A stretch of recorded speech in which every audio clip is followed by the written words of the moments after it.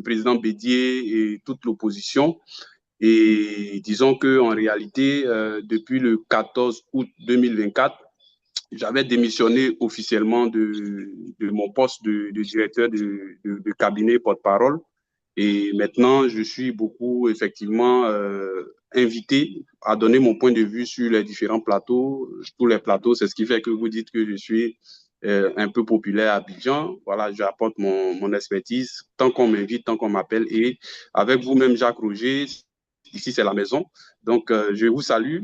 Vous-même, au-delà de ça, bon, je suis homme de communication, homme de médias et écrivain. Voilà, écrivain.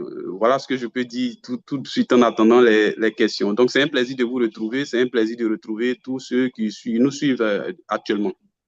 Parlons du président Bédier. On dit que vous auriez eu donc des très bons rapports avec le président Bédier qui vous aimait particulièrement. Est-ce que vous pouvez confirmer cela? Oh, j'ai eu cette chance-là. C'est pas donné c'est pas donné. Parce que vous savez, en même temps aussi, lorsqu'on faisait ces grands rassemblements de l'opposition, vous imaginez, vous voyez, je ne suis pas, bon, je suis pas assez, je dirais pas vieux, mais je suis pas de l'âge de ceux que je fréquentais dans le temps. Vous vous imaginez des grandes réunions de l'opposition avec le ministre Niamien Konan, le président Pascal Afin-Guessan, les Georges Rougnet, les Henriette, pas Henriette Lagou, mais comment elle s'appelle l'autre? Henriette Lagou, oui, elle était là et puis après elle nous a lâchés. Il y a Bonnie Clavry, toutes ces grandes figures-là, et tu fais une réunion avec ces personnalités, tu te tiens sur la même table, tu débats des questions. Donc, à Daoukro, une fois, pour la première fois, quand j'ai pris la parole, le président Bédier a été vraiment un peu content de ce qu'il a entendu parce qu'au départ, il voyait un jeune sur la table et il a été surpris agréablement de ce qui était sorti avec des propositions et tout. Donc, depuis ce moment-là, chaque fois qu'il y avait des grandes réunions, qu'il me voyait, il venait me faire un petit point, un petit salut et tout ça, même après les réunions. Bon, ça, c'est devenu comme une relation de grand-père à petit-fils. Donc, c'est quelqu'un que j'ai beaucoup affectionné, que j'ai beaucoup aimé, que je ne connaissais pas avant parce qu'on était en politique.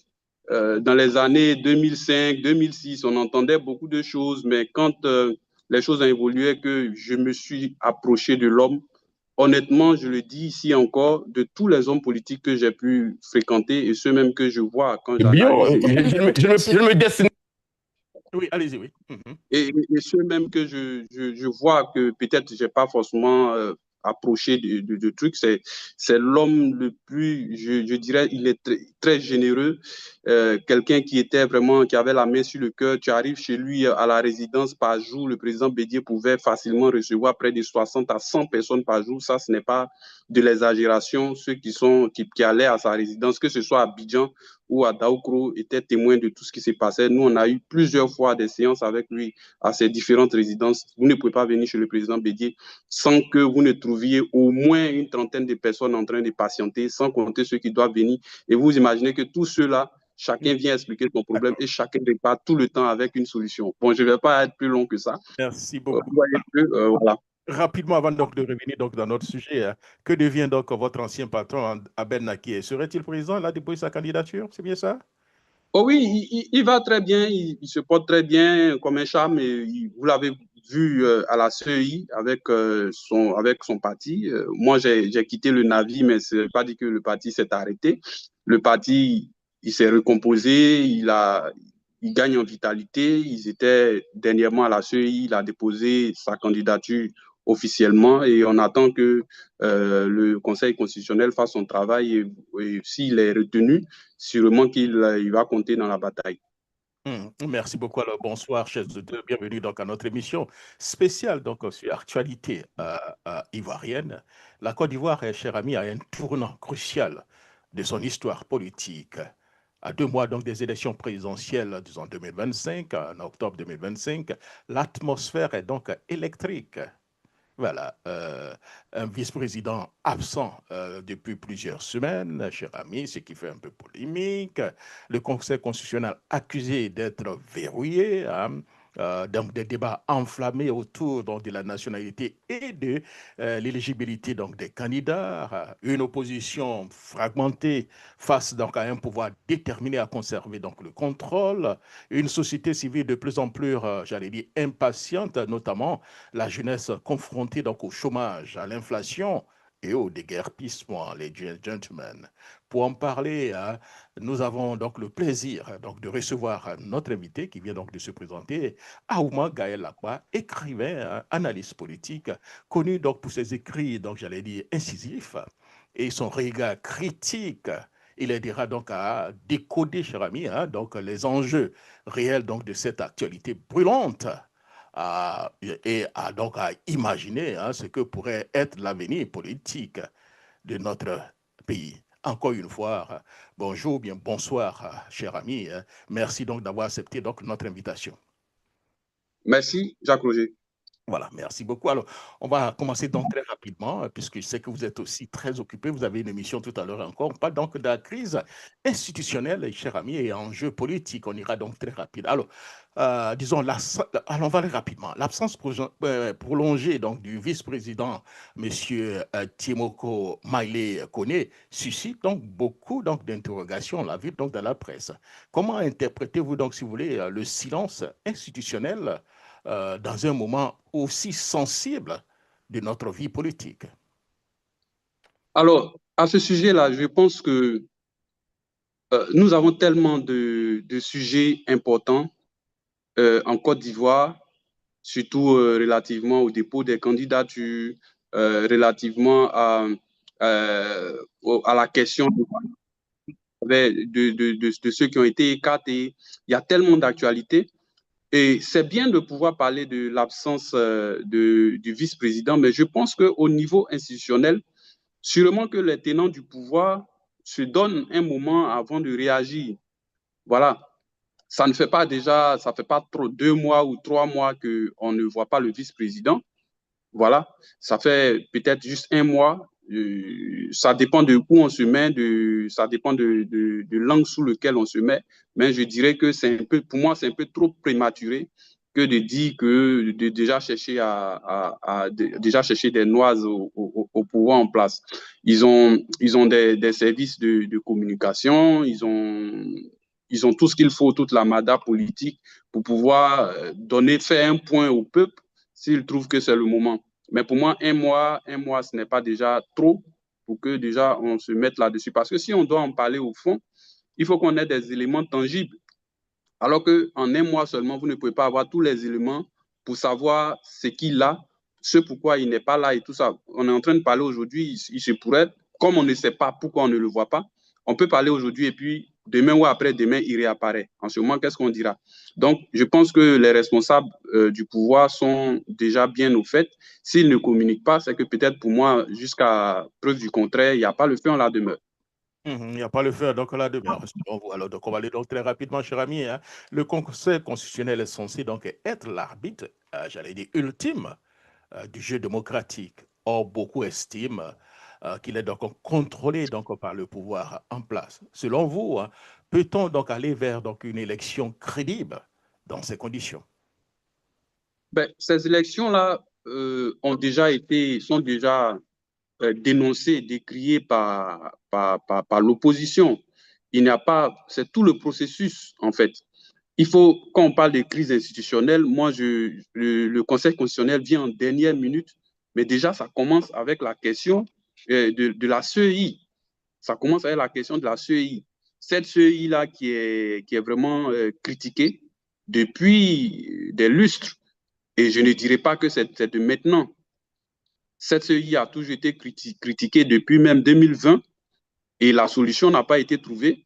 Vous voyez bien que là, la CEI doit au peuple de Côte d'Ivoire un dernier recensement de la population avant les élections, mais la CEI ne l'a pas fait. Et l'opposition trouve que cette CEI est déséquilibrée parce qu'il y a plus de membres du pouvoir au sein de la CEI que de membres de l'opposition. Certains voudraient que tous les politiques sortent de la CEI. On veut une recomposition de la CEI. Donc, vous voyez que l'un dans l'autre, la CEI est au centre de la cristallisation des débats. Donc, l'opposition, de son côté, ne fait pas confiance à cette CEI-là. Donc, déjà, il y a une crise de confiance. Le pouvoir, de son côté, trouve que cette CEI a déjà organisé l'élection. C'est la même CEI qui a fait l'élection de 2020. C'est la même CEI qui a fait les régionales, qui a fait les législatives. Et donc, pour eux, la CEI est crédible. Donc, vous trouverez des membres du pouvoir à défendre la CEI. Mais du côté de l'opposition, étant donné que ce n'est pas seulement le parti au pouvoir qui représente tout le peuple de Côte d'Ivoire, alors on a deux écoles, on a deux camps qui sont l'un face à l'autre, qui, d'un côté, surtout de l'opposition, ne font même pas confiance à la CEI. On a vu que certains poids lourds des partis politiques de l'opposition ont dû même quitter cette CEI-là. Voilà. Maintenant, le processus électoral lui-même, il met en jeu la CEI et après le Conseil constitutionnel. Aujourd'hui, nous sommes à la phase de dépôt des candidatures, ce que je peux même appeler d'intention de candidature. Quand on voit tout le folklore qui se joue autour, les gens ont déposé les dossiers. Aujourd'hui, on parle de 61 candidatures. La CEI dit qu'elle reçoit et elle transmet. Donc, la CEI a reçu, elle ne fait pas d'arbitrage, elle va transmettre au Conseil constitutionnel, qui est le dernier élément institutionnel, qui va traiter les dossiers au fond, et puis d'ici le 10 septembre, sortir la liste de ceux qui sont aptes, qui remplissent les conditions pour être candidats à cette élection de 2025, et puis ceux qui ne pourront pas remplir les conditions. Le même Conseil constitutionnel va nous expliquer pour chaque dossier ce pourquoi les dossiers ont été rejetés. Et je suis sûr que ça va encore ramener au débat. Mais une chose est claire, les partis de l'opposition, ils ne sont que fidèles à ce qu'ils ont dit depuis. Depuis 2020, ils trouvent que le Conseil constitutionnel est à la solde du pouvoir. Donc, c'est la même chose qu'ils sont en train de se dire actuellement. Donc, ils ne font pas forcément confiance au Conseil constitutionnel. Mais moi, je pense que ce sont des affirmations, ce sont des ressentis, c'est légitime. Maintenant, on peut vous accuser d'être un voleur, mais vous accuser d'être un voleur, ça ne veut pas faire de vous un voleur. Il faut que vous-même soyez en situation de vol monsieur, pour que je confirme. Alors, je vous comprends complètement. Quand vous voyez un candidat comme M. Assalé Timoko Antoine nous dire qu'après ses émissions sur une autre chaîne, il a reçu beaucoup d'appels et certaines personnes lui disaient « Mais tu commences déjà à critiquer donc, le gouvernement alors que ta candidature n'a pas encore été retenue. » Ce qui implique que les Ivoiriens sont convaincus que le Conseil constitutionnel agira certainement en fonction donc, des desiderata du chef donc, de l'État. Cela pose problème, cher ami. En plus de cela, excusez-moi d'être un peu encore prolixe, vous avez un Conseil constitutionnel qui est composé donc, de 8 personnes. 4 personnes sont nommées par M. Ouattara, dont la présidente. 3 personnes sont nommées par le président donc, de l'Assemblée nationale, certainement M. Bitogo, et une personne nommée par Mme Kandia Kamara. Tous du RDR devenu RHCP. Et quand on sait que le RDR devenu RHCP donne l'impression qu'ils ne veulent pas du tout voir la candidature de Gbagbo et de M. Thiam, cela pose problème. Vous voyez, ce problème-là, il ne date pas de maintenant. Et je veux appeler tous ceux qui suivent cette émission et ceux qui suivront après à faire preuve de lucidité. Effectivement, les gens peuvent appeler l'honorable Assalé Timoko, que je salue au passage, pour dire ce qu'ils ont dit.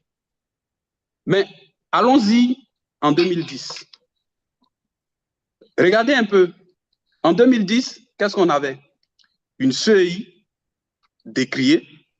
Le Conseil constitutionnel, dans le temps, le RHDP était dans l'opposition. Et qu'est-ce que le RHDP disait en ce moment-là, si on se souvient bien?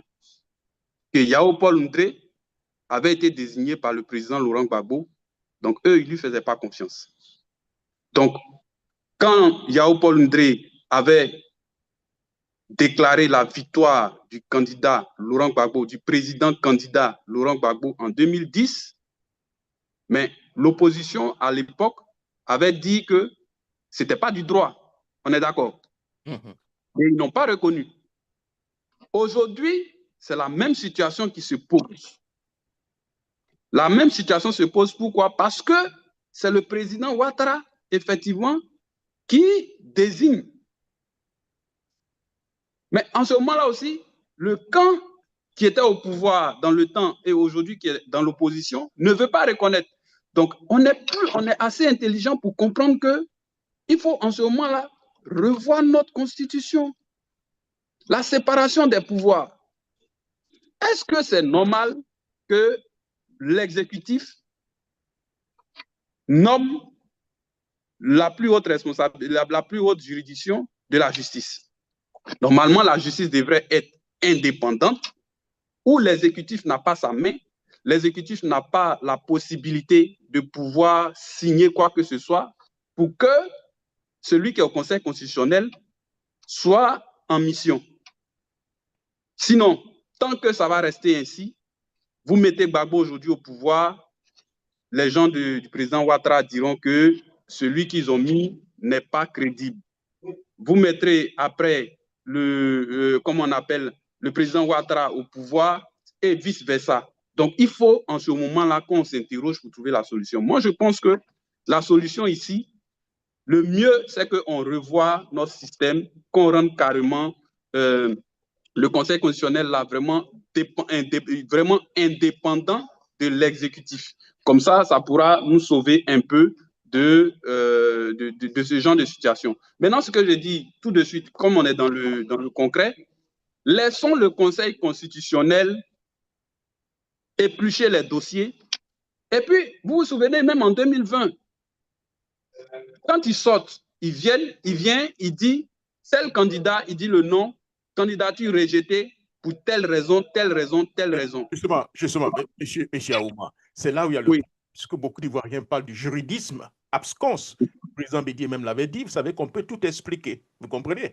Donc le Conseil constitutionnel viendra toujours trouver des arguments pour exclure donc des candidatures. Donc du coup, les Ivoiriens n'ont plus confiance. Vous prenez les juristes aujourd'hui ivoiriens, quand je les vois dans les débats, après donc des émissions, les Ivoiriens sont beaucoup plus même, j'allais dire, dans l'embarras ou bien confus qu'avant même les émissions. Donc, ils n'ont plus confiance en tout ça. En plus, monsieur Lacroix, vous avez parlé du Conseil constitutionnel. Le RDR, qui est devenu maintenant RHDP, avait donc rejeté donc, les décisions donc, du Conseil constitutionnel. Et en 2010, ils ont rejeté en 2000. Alors, pourquoi aujourd'hui, ceux qui sont dans l'opposition aujourd'hui doivent faire confiance à ce même Conseil constitutionnel et à ces CEI? Non, ce que je suis en train de dire, c'est que je ne dis pas qu'ils doivent forcément faire confiance. Non. Je suis en train de dire qu'il faut qu'on soit clair, il faut qu'on soit rationnel. De vous à moi, on a compris le problème. Le problème, c'est quoi? C'est que c'est l'exécutif qui désigne. Et tant que l'exécutif va désigner, personne ne va reconnaître. Et moi, ce que je dis, je disais tout à l'heure, si on vous donne ce qu'on appelle la présomption d'innocence, on peut accuser ce Conseil constitutionnel-là. C'est légitime et c'est le ressenti des gens. Je ne suis pas en train de dire qu'il est à 100% crédible, mais en même temps aussi, je ne peux pas me mettre dans la position de l'accuser. Je dis simplement que comme il n'a pas encore agi, laissons les choses se faire et il nous doit cela, à nous, peuple de Côte d'Ivoire. Il ne va pas venir sortir un document et dire Monsieur Tantampion, éliminé. Monsieur Konan, éliminé, sans justifier.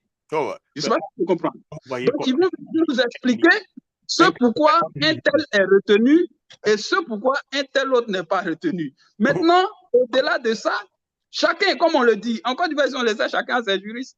Et ce que vous dites là même là, c'est grave. C'est grave. Regardez par exemple, un juriste qui est du côté du RHDP, il va vous prendre un texte et l'interpréter. Quand il finit, tout le camp du RHDP applaudit. Un autre juriste qui est du camp de l'opposition prend le même texte, l'interprète, et puis son camp aussi l'applaudit. Ça veut dire qu'en réalité, il n'y a pas de base. Tout le monde gagne forcément, toujours en Côte d'Ivoire ici. Regardez même les débats qu'on organise à la télé. Souvent, quand vous vous mettez dans la position de nous autres qui voulons nous mettre dans la position vraiment objective, dans un style scientifique, parce que analyser l'actualité, c'est prendre les faits, tels qu'ils sont les faits, sans avoir à interpréter, et puis entrer dans le fond, décortiquer, et puis après, si on veut votre point de vue personnel, vous pouvez le donner. Ça, c'est une démarche scientifique, pédagogique. Mais aujourd'hui, quand on regarde les débats, quelle impression on a? Que le candidat, celui qui défend l'opposition, il défend son point de vue. Celui qui défend le pouvoir, il défend son point de vue. Mais à la fin, tout le monde gagne toujours. Ceux de l'opposition vont vous dire, oui, le gars, il a été vraiment excellent. Il a vraiment bastonné le gars du RADP. Le gars du RADP aussi vont vous dire, oui, il a été excellent. D'accord. Tout le monde gagne toujours en Côte d'Ivoire. Voilà pourquoi on a des problèmes. On ne veut pas être honnête. On ne sait pas perdre. On ne sait pas accepter sa défaite. Pour clore rapidement avec ce chapitre, certains disent que la crise de confiance est déjà telle que même, disons, un résultat, j'allais dire, un bon résultat serait toujours contesté. Je crois que vous en avez parlé tout à l'heure, n'est-ce pas? Oui. Et c'est dommage. Est-ce que vous partagez ce point de vue? Vous partagez ce point de vue déjà? C'est dommage. On n'aurait pas souhaité que les choses soient ainsi. Peu importe la position dans laquelle on sera. Aujourd'hui, cette élection, là où on va, à la fin, l'opposition ne va pas reconnaître, tout simplement parce qu'elle dit qu'elle ne fait pas confiance au Conseil constitutionnel. Et au lieu de rester sur cela, moi je dis qu'il faut qu'on revoie notre constitution. Le principe de la séparation des pouvoirs, là, il faut qu'on s'arrange pour que ce soit une réalité. Depuis les années 60, la Constitution le consacre, mais aucun chef d'État, excusez-moi, ne s'est appliqué à faire respecter cela. Exécutif, législatif, justice. Il faut on n'a pas suffisamment de temps, on va aller très rapidement. Donc, les candidatures, on va parler des candidatures et la bataille pour l'éligibilité. Donc, la question que je vais vous poser, la candidature de M. Thiam, au nom donc, du PDCI, suscite donc à la fois espoir et aussi polémique, notamment sur sa nationalité. Voilà. Pensez-vous que ce débat est purement juridique ou est-il et surtout politique? Ce débat-là, on l'a beaucoup fait. Il a été mené. Mais de ma position, de ce que j'ai pu voir, il y a deux pans dans cette affaire. Il y a un aspect clairement juridique, on le dira, parce que tout ce qui se passe là, vous voyez qu'il y a des articles qui sont brandis. Il y a des articles qui sont brandis pour justifier le fait qu'il ne soit pas apte à être sur la liste électorale. En même temps aussi, il y a un aspect politique. On sent quelque part une main de manipulation. Quand par exemple le président Thiam, on sait en Côte d'Ivoire ici, aujourd'hui même les choses sont digitalisées, je vous informe, vous qui êtes aux États-Unis. Aujourd'hui, pour faire un casier judiciaire, un certificat, c'est facile maintenant. C'est digitalisé. D'ici, vous pouvez facilement faire votre certificat de nationalité. En 2-3 jours, vous pouvez l'avoir. Mais quand vous voyez qu'au niveau du président Thiam, ça a mis le temps que ça a dû mettre, ça a enflé la polémique. Mais là, aujourd'hui, il a son certificat de nationalité.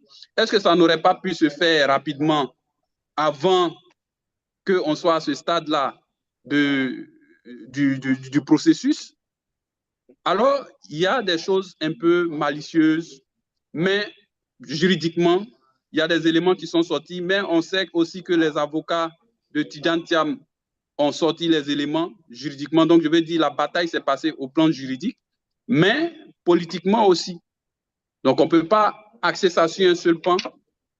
Mais toujours est-il que moi, il faut que je sois véridique. Le pouvoir en place, il met tous les moyens à sa disposition pour conserver le pouvoir. Donc, est-ce qu'on peut dire dans ces conditions que, donc, si vous voulez, donc, la stratégie donc, du pouvoir n'est pas justement d'entretenir donc, le flou et éviter donc, des débats donc, de société? Est-ce qu'on peut le dire? Non. Eux, aujourd'hui, ils sont dans une logique. Ils ont géré le pouvoir pendant 15 ans. Comment avoir 5 ans de plus? Donc, si Tidjane Thiam en face, il voit la moindre opportunité, la moindre opportunité ou bien la moindre faille à exploiter, ils exploitent cette faille. C'est ce qui a amené l'affaire juridique. Sinon, quand ils sont entrés dans le fond sur l'article en question qui a été soulevé, excusez-moi, je ne me souviens plus de cet article-là, mais l'article-là, il existe bel et bien, non? 48. Il existe bien, l'article 48. Vous voyez? Donc, c'était un élément, ils ont sorti. Au niveau de la justice, ça a suivi son cours jusqu'à ce qu'il soit retiré de la liste électorale. Mais seulement ce que, personnellement, je n'ai pas compris, c'est que j'avais même fait des sorties là-dessus. Comment quelqu'un peut être sur la liste électorale sans problème depuis des lustres et au moment où il veut candidater maintenant pour la présidentielle, c'est là que tous les articles sortent. C'est là que tous les juristes sortent. Donc, il était frauduleusement sur notre liste électorale pendant toutes ces années et personne n'a rien dit. C'est pour ça que je dis que quelque part, il y a le côté malicieux, il y a le côté politique derrière. Mais tout ça, c'est le jeu. J'avais voulu poser une question, mais étant donné que vous êtes à Abidjan, je préfère ne pas vous la poser. Laquelle? Mais on parle de l'article 48 et l'article 48, si on veut appliquer l'article 48 au sens stricto sensu, M. Ouattara, à un moment donné, lui-même, il a reconnu avoir donc utilisé la nationalité burkinabé. Et note, l'article 48 dit, utiliser, même prétendre avoir la nationalité d'un pays, vous tombez sous le coup de l'article 48. Est-ce qu'on ne pourrait pas aussi l'appliquer au chef de l'État? Mais je suis à l'aise pour répondre. Allez-y alors. Lorsque le président Ouattara venait être candidat, quand il commençait, il n'était pas d'abord sur la liste électorale. C'est le président Gbagbo qui a pris l'article 48, c'est ça, non? À l'époque, lors des arrangements à Kléber, je crois. C'est ça. C'est lui qui a pris l'ordonnance. C'est ça. Mais au-delà même de cette ordonnance-là, est-ce que dans le temps, le pouvoir a soulevé l'article 48 qui est aujourd'hui appliqué à Tidjane Thiam? Personne n'a soulevé. On est d'accord? Donc, si personne n'a soulevé, il n'y a pas eu le débat juridique à ce niveau. Il n'y a rien eu, il est passé. Donc, pour moi, ça ne vaut pas la peine de revenir là-dessus. Il a déjà été président de la République. Comment on va pouvoir expliquer qu'on revienne soulever cet article-là contre lui? Alors que lui-même, il a été candidat exceptionnel en 2010. En 2015, il a été candidat par dérivation.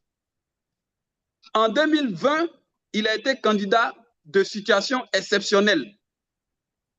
Donc, vous voyez que ce n'est pas la même chose. Et comme je disais tout à l'heure, quand vous êtes en combat ou bien en adversité avec quelqu'un, mais quand vous voyez une faille là, exploitez-la. Si à votre temps, vous n'avez pas vu la faille pour l'exploiter, c'est déjà passé. C'est pour ça que je disais que je suis à l'aise pour répondre. Vous savez, comme vous êtes à Abidjan, il y a des débats que je peux engager avec vous. Hein, voilà. Ceux qui parlent de l'article 48 appliqué à Thiam veulent que cela fasse jurisprudence.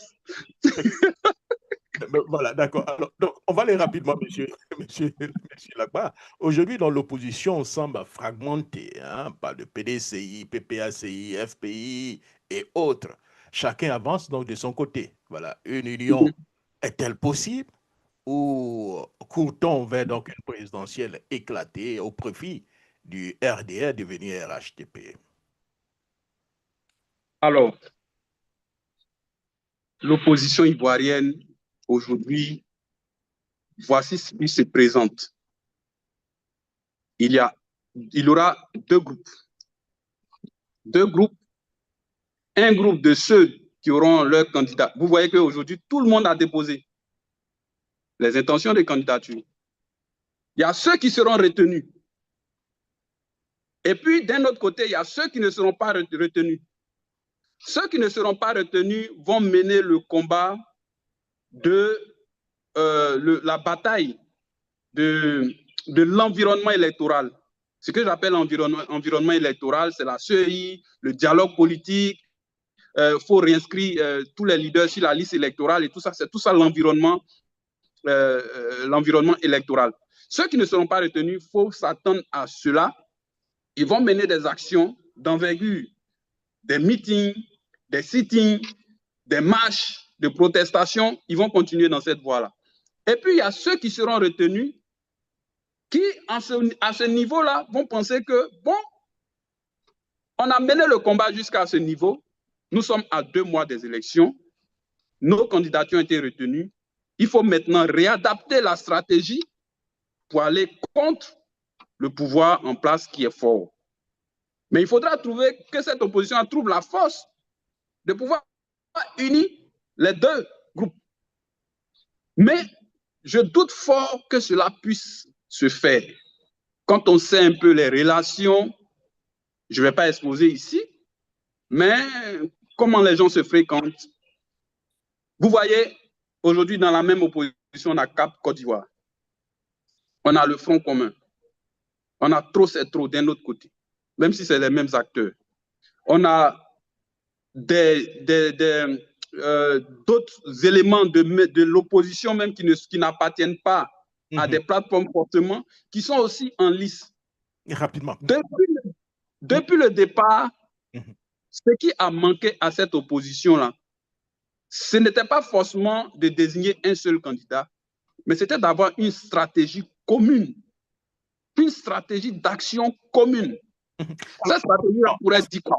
Est-ce que vous voyez donc cette opposition se regrouper après donc la décision de la Cour constitutionnelle? C'est possible? Vous le connaissez mieux d'ailleurs.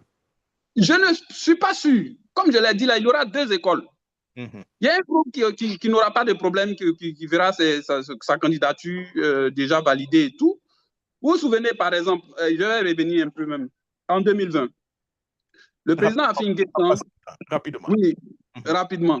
Le président Afin Guessan avait sa candidature retenue pour aller aux élections. Le président Bédié a décidé de se retirer, de ne pas y aller. Alors, le président Afi est allé voir le président Bédié. Et en fonction de ce qu'ils ont arrêté, stratégiquement, le président Afi s'est retiré. Alors qu'aujourd'hui, on voit que là où il y a des problèmes, il y a des dépôts problématiques, Laurent Gbagbo, Thiam, Guillaume Soro n'a pas déposé.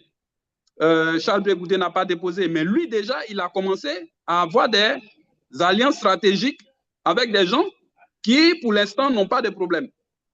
Il va arriver un moment où ceux qui ne seront pas retenus devront se décider soit d'accompagner ceux qui sont retenus ou bien de continuer à foncer d'une autre manière pour pouvoir obtenir gain de cause. Merci beaucoup. Mais ce serait vraiment difficile pour moi de m'aventurer à dire qu'ils vont se mettre ensemble. S'ils réussissent à le faire, c'est qu'ils ont réalisé le miracle. Réalisé le miracle. Alors, en dehors donc des querelles politiques, la population vit donc des difficultés concrètes, je peux dire, hein. Chômage, inflation, déguerpissement. Pensez-vous que, si vous voulez, ces frustrations sociales peuvent donc influencer donc le vote en 2025? Les Ivoiriens ne font pas trop confiance au processus électoral. Vous allez me demander pourquoi, je vous dirai, parce que vous voyez par exemple le taux de participation quand il y a les élections. Aujourd'hui, il y a un gap de près de 4 millions à 5 millions d'Ivoiriens qui ne sortent pas pour voter. Quand les élections se passent, il y a une partie de la population qui ne se sent même pas intéressée par l'affaire. Parce qu'ils se disent, quel que soit ce qu'on va aller voter, on sait déjà qui va gagner. Vous voyez. Donc, c'est différent. Rappelez-moi la question, donnez-moi le fil. Alors, je parlais donc en dehors donc, des difficultés que la population vit aujourd'hui. Est-ce que vous pensez que ces frustrations sociales peuvent influencer le vote? Voilà. Influencer, effectivement, je suis parti de ce constat-là pour dire que vous imaginez ces 4 millions, 5 millions de personnes qui ne vont pas voter là, qui subissent effectivement la cherté de la vie, qui subissent les injustices, qui subissent la corruption. Tout ce qu'on dit là, c'est factuel. Ils subissent la mauvaise gouvernance. On va beau dire, le RHDP a un bon bilan, à un certain niveau, mais tout n'est pas forcément parfait. Et tout le monde ne gagne pas forcément pour son compte dans cette gestion.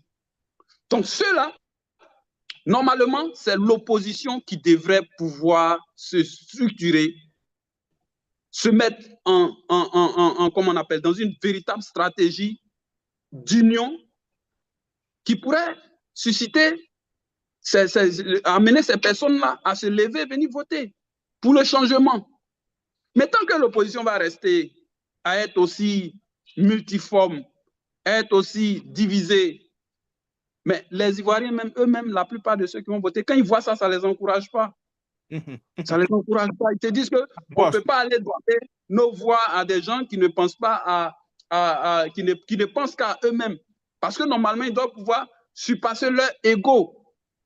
Mais comme ils ne le font pas, c'est qu'ils ne savent pas qu'on souffre. C'est qu'ils ne savent pas qu'eux-mêmes, ils souffrent. Donc, du coup, les gens, ça ne les intéresse pas. Sinon, effectivement, en fonction des thématiques qui ont été employées là, maintenant, effectivement, s'il y a des élections, le RADP risque d'être sanctionné dans les urnes et démocratiquement. Alors, puisqu'on a parlé donc de la population, parlons donc de la jeunesse ivoirienne, souvent donc désabusée par la classe politique. Peut-elle devenir donc l'arbitre de la prochaine présidentielle? Si oui, comment? Mais bien sûr, on le voit déjà par le nombre de... On sait la liste électorale est composée à près de 65-70% de jeunes. Et quand les politiques vont sur le terrain, c'est à qui ils s'intéressent? C'est aux jeunes. C'est aux jeunes qui s'intéressent. Quitte même à souvent acheter des consciences. On ne s'intéresse pas aux jeunes. Ce sera l'année de la jeunesse, on peut le dire? Pardon? Ça sera l'année de la jeunesse? Ça a toujours été l'année de la jeunesse. Toutefois qu'il y a eu des élections, moi, de ma jeune expérience politique, j'ai fait près de 18 ans non-stop en politique avant de me retirer pour aujourd'hui être analyste. Toujours qu'il y a eu des élections, c'est vers les jeunes qu'on va. C'est toujours l'année des jeunes quand il y a les élections. Parce que le système n'a pas changé. Comme je dis, notre fichier électoral est composé à près de 65 à 70% de jeunes. Donc, quelqu'un qui a de l'ambition, quand il va sur le terrain, il s'intéresse directement aux jeunes. Même s'il n'a jamais vu les jeunes pendant 10 ans, pendant 15 ans, le jour qu'il a son ambition, c'est vers les jeunes, il vient. Et il faut qu'il trouve le discours qu'il faut pour ces jeunes-là. Il faut qu'il puisse leur promettre des choses. Il faut qu'il puisse faire le diagnostic de leurs problèmes, de leurs difficultés, venir leur faire des promesses en fonction. Et puis voilà, sinon, tout se joue au niveau de la jeunesse. Ça, faut pas se... Alors, rapidement, il ne reste que 5 minutes, monsieur Lakba. Nous arrivons donc au thème donc, de cette émission. Avant donc de nous quitter, j'aimerais donc vous poser au moins 2 dernières petites questions et puis soyez très laconique. Voilà. Si vous devez donc résumer la Côte d'Ivoire actuelle en une image ou une métaphore, j'allais dire littéraire, vous êtes écrivain, laquelle choisirez-vous?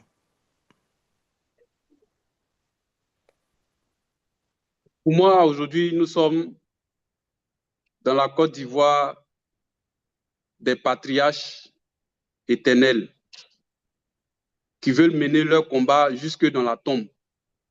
Dans cette Côte d'Ivoire où on ne connaît pas de retraite politique.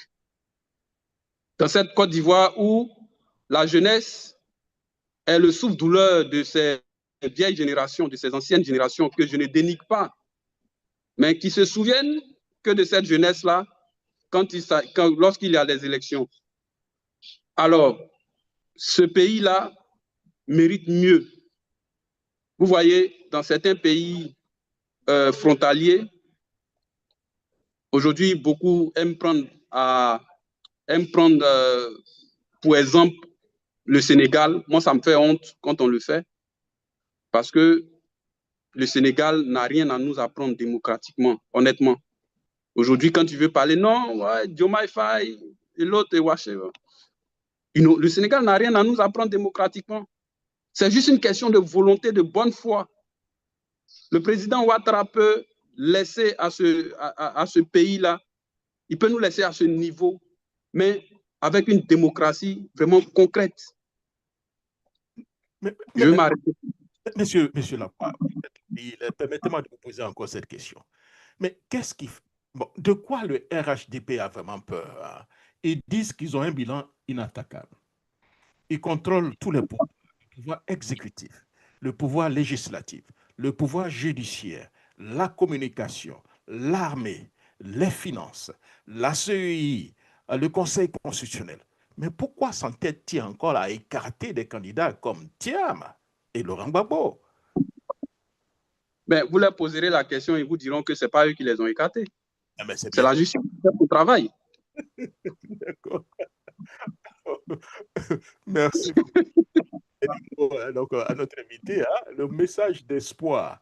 Vous êtes encore en Côte d'Ivoire pour vos compatriotes qui vous suivent. Nous sommes à la fin vers, disons, ces élections et beaucoup d'Ivoiriens avec nous avons discuté hein, commencent à prendre des billets pour quitter donc le pays. Alors, quel est le mot d'espoir que vous avez pour eux?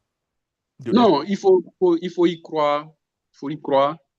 Et cette étape de 2025 à 2030 est peut-être la dernière étape pour cette génération qui, disons-le, a fait subir beaucoup à la Côte d'Ivoire, en bien ou en mal. C'est une phase de transition. C'est ce qui même justifie le fait que, vous voyez, on a près de 61 et quelques intentions de candidature. Tous ceux qui sont en liste ne sont pas forcément là pour gagner les élections, parce qu'on sait en réalité qu'ils sont en train de se préparer pour 2030. C'est le moment de la nouvelle génération qui commence maintenant. On a pu connaître des déceptions, on a pu connaître la peur, mais pour nous autres qui sommes croyants, on ne va pas fuir. Et il faut, malgré tout, prêcher le message de la paix.